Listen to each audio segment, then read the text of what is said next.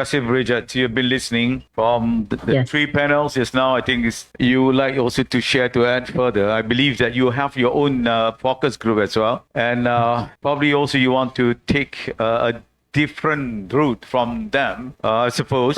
So can I pass over to you now? Yes. Thank you very much. And for everyone, and thank you for inviting me. I'm not on Chuti because I have to work and do this presentation, but it's really an honor to be here. Let me try to be brief because I know that we want to begin with the conversation. I also have some slides. Saya campur bahasa Inggeris dan Melayu, minta maaf, saya cakap bahasa Inggeris sedikit. But I want to begin with, you can go to the next slide. So my focus is dari tanah, on the ground, right? And I'm focusing heavily on the different aspects of what happened. I'm not going to repeat what has been and others have spoken, but I want to just kind of pull out a few key themes in Johor.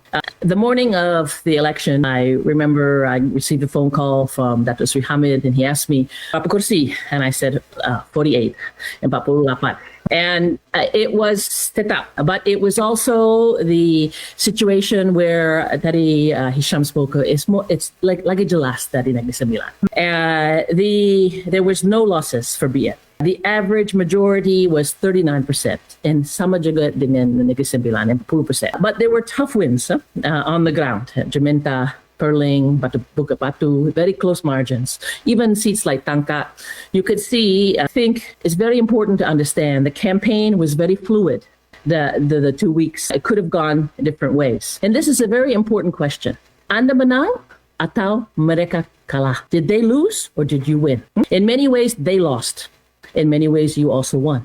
All right. We can see in Johor, it's much more emphatic, the victory. You won all the seats, and I believe you won them without the sokongan DPN. I kurang setuju dengan Hisham tadi, but we can discuss in a moment. I think the narrative of Malay unity yang penting.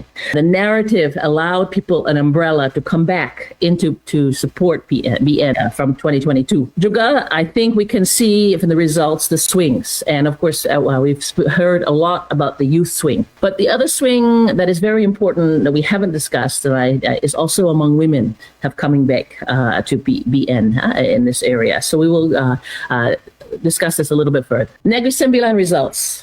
Also emphatic victory. My view was that the morning I said 25 seats. It was 26 seats. It was 25. So, but the problem for Negeri Sembilan was that the MIC and MCA seats were much more challenging for Barisan Nasional. It's important to remember that MCA had been losing in Negeri Sembilan for well over a decade, and it was much weaker as a party compared to Johor. And MIC is weak both places, but they are being carried. But they actually did better in Johor, and they did poorly in Negeri Sembilan. We'll discuss this. So my view that you could have the average majority margin was very good, and 40%. The tough seats we know, Chena, Pila, by the way, if it wasn't for Wanita UMNO, you wouldn't have won. This one you could see on the ground. Repa. We can see a close seat. Also close seats were Sri Tanjung and Chua. Sri Tanjung, we'll discuss this a little bit, but the calon factor really was the main factor that swung the vote, despite the resources that were put into that seat. It is my view, that you carried PN. That means all 7 seats that they won, you could have won without them. Now, we can discuss that, but it's the 3-corner fights. But, of course, the narrative of Malay unity was very important for the Blue Wave. We can see ethnic polarization. My results are a little different than Ben's in terms of the Indian vote, but I think what we can see compared to Negeri Sembilan, di antara Johor, lebih sedikit polarisasi di Negeri Sembilan. Dengan ethnic civilization. You also won considerable youth support. Now, what did you learn? Okay, the lessons that I think are very important to remember. First, you ran good campaign. This is the strong campaign coordinated. Adaptation, mobilization, and cooperation. Even the antara, the 3 different groups. This importance of teamwork. This was particularly challenging in Negeri Sembilan, where I think Tok Mat did a wonderful job of leading to coordinate the many different factions and compromise. And of course, we all know that in the case of Johor, MB Onn's leadership was a very critical factor in the victory. But this helped to reduce the conflict. Remember, you lose elections, parties lose elections when there's conflict. This is one of the factors why PKR did poorly.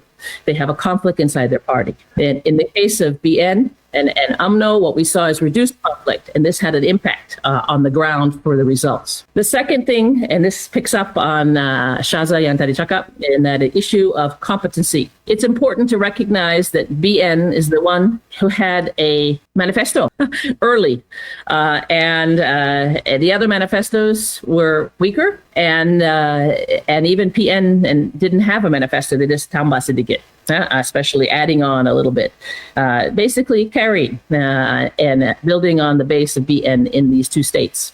But competency is very important. And I setuju dengan Syazan cakap tadi that the issue among young people, they're looking carefully, not just at the competency. I will also add that they're also looking at the calon factor in this particular area. Another factor is what I call the leadership in front and from behind. So leadership in front, we've discussed the MB Onn and of course Tok Mat helping to be the driver to bring back the base, particularly the older voters. But also I would say that Datuk Seri Zahid's leadership from behind was also very important, that in fact the state leaders were the ones that were leading. And we can see that even also in Chairman Jalal and in Negeri Sembilan and others. So we saw a dynamic. We also see a situation where the big difference in the campaign was the management of the social media was much better, especially compared to Sabah. And this, I think, you can see that Datuk Seri Azalina's team, particularly Datuk Soraya, was very effective compared to the past. We can see that there was a control of the positive narratives. There was the overreaction, which I'll come to a little bit later. And we can see that women and young people were crucial. It's interesting, for example, in the Putri candidacy, they came into very tough races in Labu and Negeri Sembilan and Serom, which was from the very beginning a difficult seat. And you can see the hard work of the Putri really transformed the campaign in a very effective way. And we can see that beginning with Ika and then, of course, later in Labu. We can see there was a sense of the attacks that began. There was not that many overreactions, a few, but they were seen as not the arrogance that people associate with the end. Was kept a little bit in check. And this is very important because the arrogance is one of your weaknesses. They was able to capture the middle ground among ethnic communities, among the kind of political classes, especially in Johor. That's why you had such an emphatic victory. And of course, these are very important. In both contests, you had generational renewal, especially in Johor. Now, in the other dynamic, in this particular, some of the areas of weakness that I think are important to highlight, the MIC and MCA performance was weaker. You didn't win the government outright in Negeri Sembilan because MIC and MCA did not win as many seats. Now, giving them seats was very important because it helps you to garner the middle ground. But in a seat like Sri Tanjung, there was a lot of money on the ground and resources, so many posters, almost every 10 feet, it seemed like. But the fact is that the candidate factor was the factor. And remember, this was a place of, Sri Tanjung was in PD, it's a place of retired people, and you had legacy issues you had to deal with, and people were expecting a stronger candidate. And there was even infighting in MIC over the candidate. We can see also that one of the weaknesses was not enough female candidates and engagement. Keep in mind that all of you who are winning seats win because of Wanita and Putri, and some particularly Wanita, in many times on the field. And this, of course, was an issue, and it affected the morale of the Wanita ground forces. We can see there was perceptions. There's also perceptions that many of the candidates were insiders. There was a sense that there was enough newness. And this, when you look to GE16, there was a sense that that UMNO is still UMNO yang lama, bukan yang UMNO yang baru. The alliance with PN, it did have an impact. It helped to build a very strong narrative, pull people back. I think Hisham's discussion is very important. But I would also say that in Negeri Sembilan, the racist statements particularly hurt you. And if it wasn't for the gaffes of others in PH and the mistakes that they made in the narrative, you might have had a much closer contest, because you could see in the 2 or 3 days during the campaign in Negeri Sembilan, this had an impact. I think this is an issue. It also had an impact based on my focus groups in Sri Tanjung. So we can see that, that there are strengths about the alliance, but there's also weaknesses, especially in multi-ethnic states.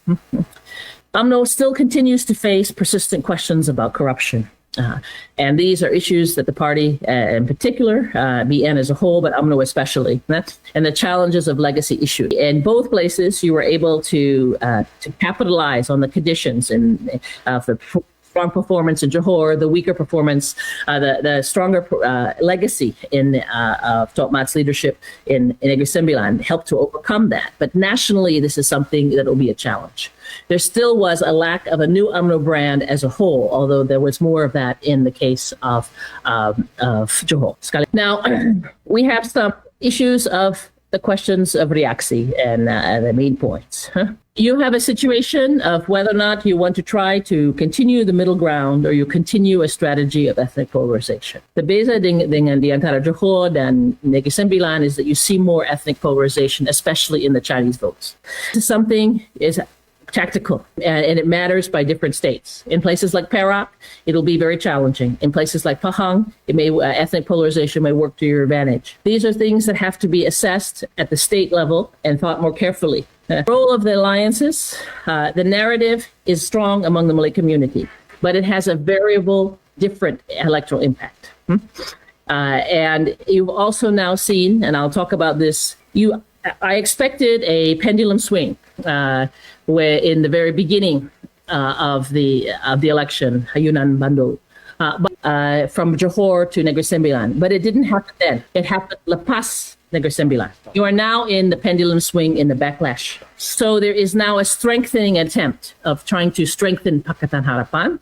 And of course, many people who voted and stayed home, because remember, they stayed home because of the lack of support. They didn't change their support as much, but they changed their turnout. This is something that is evolving in that circumstances. Now, we look to Malacca. Malacca, Tari Hisham spoke about it, is a very different contest for October. It's likely to be a BN victory, but it's not confirmed. And of course, the alliance relationships and Bersama are very, very tough. It's not the same. I think there are more divisions, there's more polarization, and there are leadership questions. I think that, however, Malacca will be decisive in determining alliance relationships and the direction of what happens in the election and the GE. And here I have point out, as Hisham did, that GE is not equivalent to state elections. It also will depend on the timing. The more you wait, the more you lose your advantage, especially in that circumstances. Politics, tadi saya setuju, it's sangat dynamic. Saya use highly fluid, but they have to questions of alliances and seats are something to think very carefully about. PH may seem weak now, and they seemed weak in March of 2022, and 6 months later, they won the government. We'll rebuild.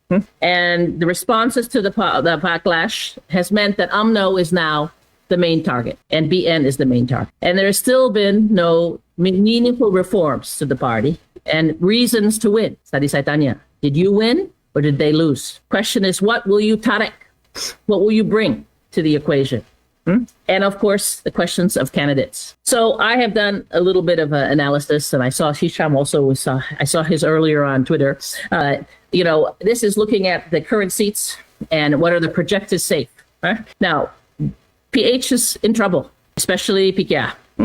Most of these seats here of the 19 that I project right now are DAP seats. But even then, DAP has 40. So and now I move them down to 17. So you can see these dynamics are very fluid, but there's a lot of uncertainty. So both performances in PH, for by BN in Johor and Negeri Sembilan were very good, but they're no guarantee of future success. There's more needed to be done and careful review as you move forward.